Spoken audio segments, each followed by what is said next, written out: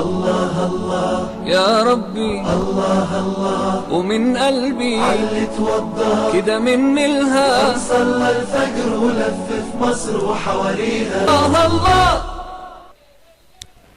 Mes chers frères et sœurs, assalamu alaikum wa rahmatullahi ta'ala wa barakat.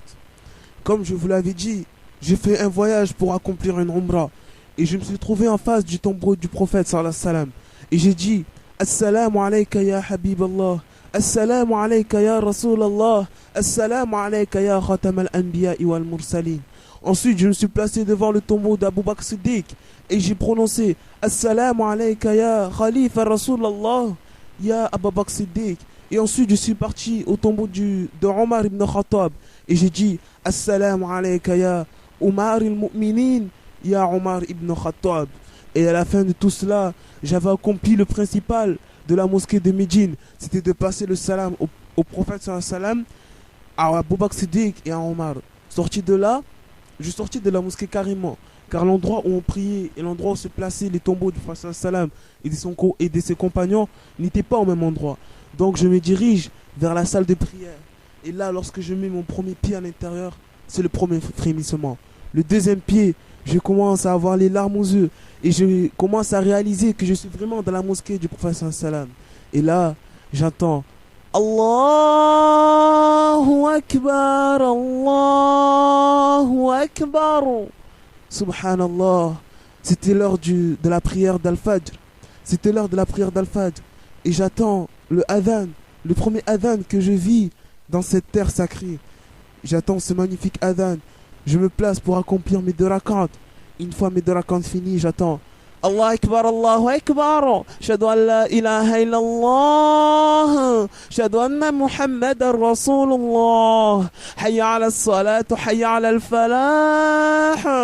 Qad qamat as-salat, qad qamat as-salah. Allahu Akbar, Allahu Akbar. La ilaha illallah. La ilaha illallah, Muhammadan Rasulullah. Subhanallah. Enfin, je vais prier dans la mosquée de Madina Munawwara. Et là, je commence à me demander qui allait être l'imam, Hudayf ou Hamza. Et là, j'entends une magnifique voix dire Allahu Akbar. Subhanallah. C'était Saad al-Khamidi. C'était Saad al-Khamidi. J'arrivais pas à réaliser que je prie derrière Saad al-Khamidi. Mais le pire, c'est qu'il reste à venir.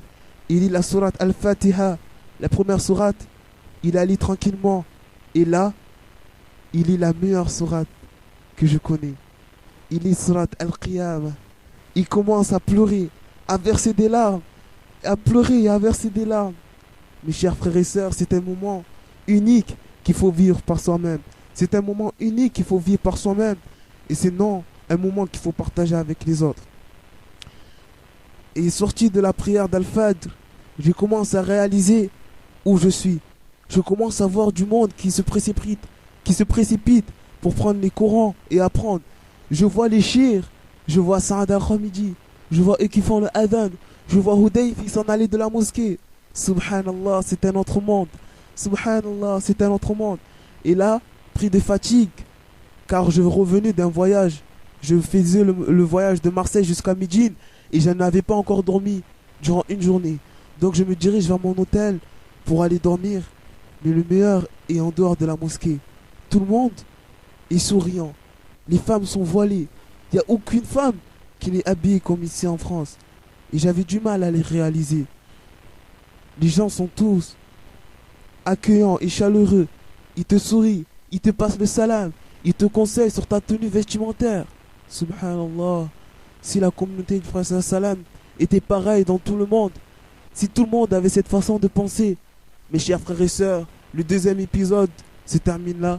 Assalamu alaikum wa rahmatullahi ta'ala wa barakat wa maghfiratuh.